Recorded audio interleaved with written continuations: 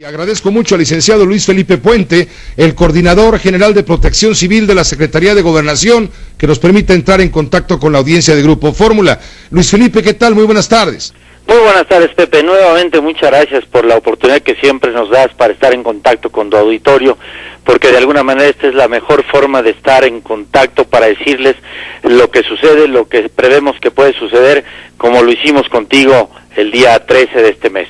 Exactamente, Luis Felipe, lo recuerdo muy bien. Bueno, para comenzar esta tragedia, porque lo es sin duda, que ha costado tanto en vidas y en daños materiales, pues es una de las destrucciones o la peor destrucción después de los terremotos del 85, Luis Felipe.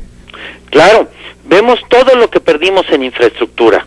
Yo, si tú me lo autorizas, Pepe, con una gran responsabilidad quiero hacer una síntesis de lo que hemos vivido en este país con estos temporales.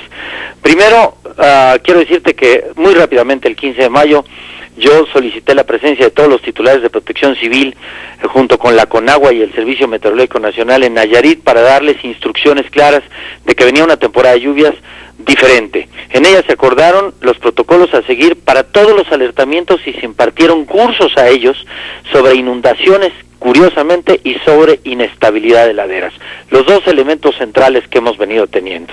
El segundo es que durante todo este tiempo, antes de Ingrid y Manuel, emitimos 214 boletines para ciclones tropicales a todos los estados del país, porque preveíamos día tras día, conforme iba pasando, que la acumulación de las aguas desde Chiapas, tú recordarás que fue el primer huracán que nos pegó, desde Chiapas, el país estaba llenándose en sus caudales, en sus ríos, en la zona de Veracruz, en la zona de Campeche, en la zona de Oaxaca, en la zona de Michoacán, Guerrero, etcétera, etcétera, y que ya las presas y los ríos estaban en un nivel en la parte central baja del país de saturación y que en la parte norte todavía en algunos estados se estaba esperando agua.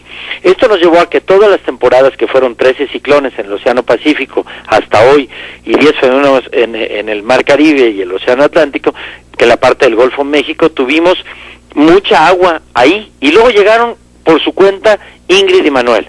Ingrid en la parte del Golfo y Manuel en la parte del Pacífico, que nos estaban ya impactando zonas con humedales ya con un alto grado de penetración de agua en la sierra. Un fenómeno meteorológico que no se repetía desde final de los años 50. Desde 1949 exactamente. Hace 64 años. Me dio el Centro Nacional de Prevención de Desastres. Pero adicionalmente...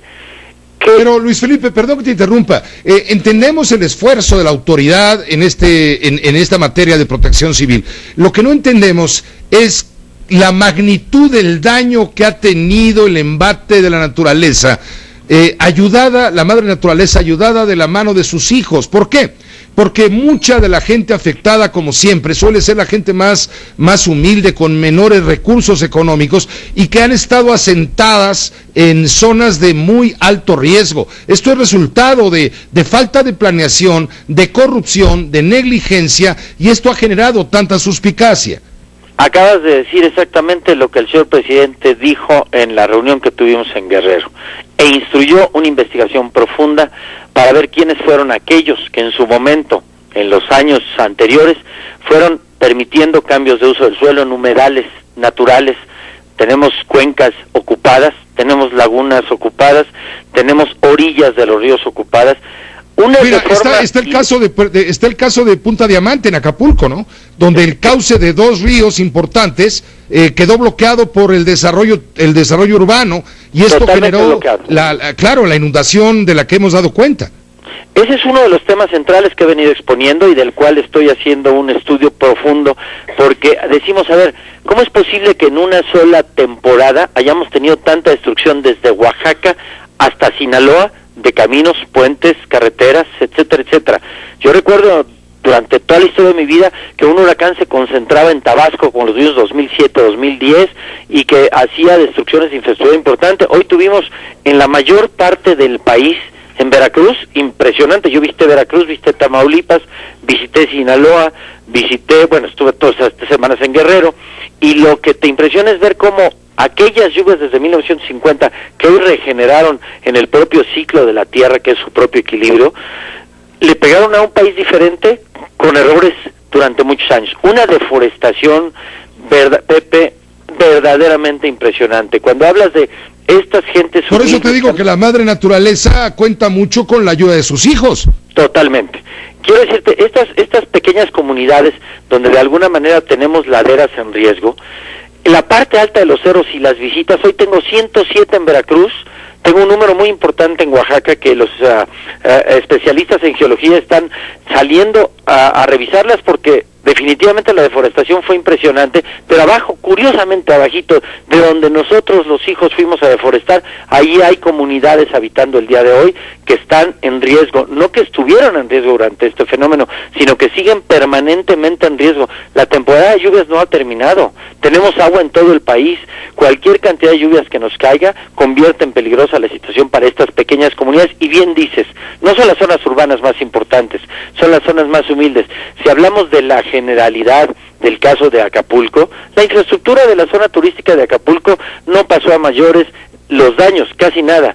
Las zonas donde están la Colosio, el Renacimiento y todas estas que van bordeando la Laguna de Tres Palos, el río de la Sabana, etcétera, etcétera, que en algún momento dado se hizo el cambio de suelo y se hicieron las licencias, vieras cómo la gente perdió todo, lo que había hecho en su vida. Lo que había trabajado durante muchos años, ahí lo perdieron completamente. Este es el caso, por eso yo sigo insistiendo. Pero los que nunca pierden son los corruptos, los que permiten que esto suceda, los gobiernos y los interesados en hacer negocio.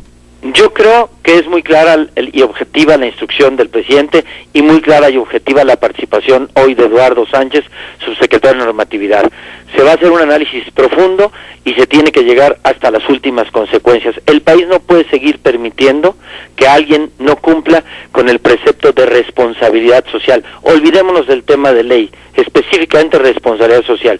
Yo dije desde un principio, Pepe, el Atlas de Riesgos Nacional no debe ser un instrumento de escritorio. Ya hice mi Atlas y ya lo tengo. Sí, y vas a seguir permitiendo en cualquier parte del país que se asienten donde sabes que hay una vulnerabilidad, estás construyendo el riesgo y mañana te vas a ir de alcalde o te vas a ir de lo que sea y ya dejaste construido un riesgo que años después va a cobrarse vidas ahí, porque la naturaleza tiene un equilibrio natural que va a recuperar siempre. Luis Felipe, tienes toda la razón. Pero claro, hay mucho dolor por la tragedia que padece México, pero también hay indignación y suspicacia. Tienes toda la razón. La suspicacia está en, ¿caerán los culpables? Eso es indiscutible. ¿Se van a atrever a castigar a gobernadores culpables de esta tragedia? Porque son los verdaderos responsables y nunca pagan. Ya está clara y objetiva el comentario del día de hoy de Eduardo Sánchez, que es el que le toca esa parte de la Secretaría de Gobernación. Hay una investigación y se va a llegar hasta las últimas consecuencias, definitivamente, quien sea el responsable en cada uno de los casos. Pero no solamente eso, esto es de la tragedia que hoy tuvimos, Pepe, pero tenemos muchos asentamientos con similares condiciones en muchos rincones del país que deben ser estudiados a fondo. Yo le pedí ya a la SEDATU, ya estuvimos en una reunión muy importante donde están participando el Instituto de Geología, el Servicio Geológico Mexicano y el Centro Nacional de Prevención de Desastres, porque nos tenemos que ir a estudiar todas las zonas vulnerables del país y dejar un documento que emita, te estoy notificando, esta zona está en riesgo, haz lo que tengas que hacer como autoridad para resolver la calidad de vida, o les notificas, o lo reubicas, o les avisas para que la gente sepa exactamente cuál es la condición de riesgo que está viviendo. Estamos viendo, Luis Felipe, estamos viendo, perdón que te interrumpa, en Chilpancingo, por ejemplo, en colonias de alto riesgo, donde la gente fue desalojada, ubicada en albergues provisionales, temporales, en fin, para poner a salvo sus vidas. Ahora esa misma gente no se quiere quedar en los albergues, quiere regresar a su tierrita, a su lugar, a su sitio, aunque haya quedado devastado. A ver, ¿cómo logras detener? Estamos hablando de un albergue en Chilpancingo, en donde hay 300 personas que se quieren regresar, no quieren hacer caso a la autoridad. Quiero decirte que no solamente ellos, el día de ayer, en Chilpancingo particularmente, el Centro Nacional de Prevención de Desastres emitió recomendación para 3 colonias al alcalde para que haga evacuación preventiva porque está en riesgo de perder la vida si regresan a su comunidad. Es indiscutible que ahí hay que hacer un trabajo de conciliación con los vecinos, el la autoridad local, tiene que ser un trabajo de conciliación y tienen que encontrar una zona donde se construya, como ya lo dijo el presidente en el caso de La Pintada, un lugar seguro donde la gente no corre el riesgo de seguir sufriendo el riesgo que está sufriendo en este momento y que gracias a que no perdió la vida porque salieron de su casa, pero si regresan hay garantía de que esto sí puede suceder. Luis Felipe Puente, existe un atlas de riesgos. Es un atlas que enumera, tengo entendido, 28 altos riesgos. Ese atlas no está actualizado. ¿Por qué?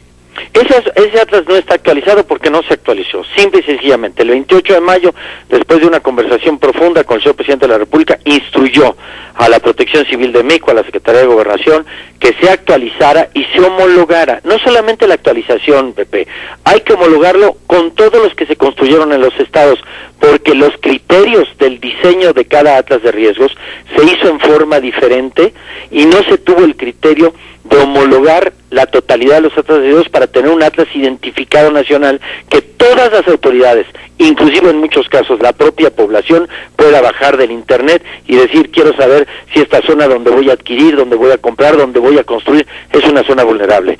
Ese ya lo estamos construyendo. Estamos trabajando en el Centro Nacional de Prevención de Desastres. Desafortunadamente no es un tema de construyo un atlas de riesgos hoy. Hay que comprar una gran cantidad de plataformas de software para poder hacer los análisis, con las universidades trabajar tanto en las regiones como en el centro del país para poder definir. Yo estaba calculando que desde que dio la instrucción el presidente, cuando le hicimos la propuesta, pues nos íbamos a tardar entre un año, año y medio en tener ya la constitución total de un atlas de riesgos que tenga homologación en la ley, que tenga criterios similares y que pueda ser un instrumento que de alguna manera notifique la imposibilidad de construir en ciertas zonas del país. Muchos pensamos que el lodo al cabo del tiempo se seca y se convierte en polvo y al polvo se lo lleva el viento del olvido, ¿no? No es cierto, eso no es cierto.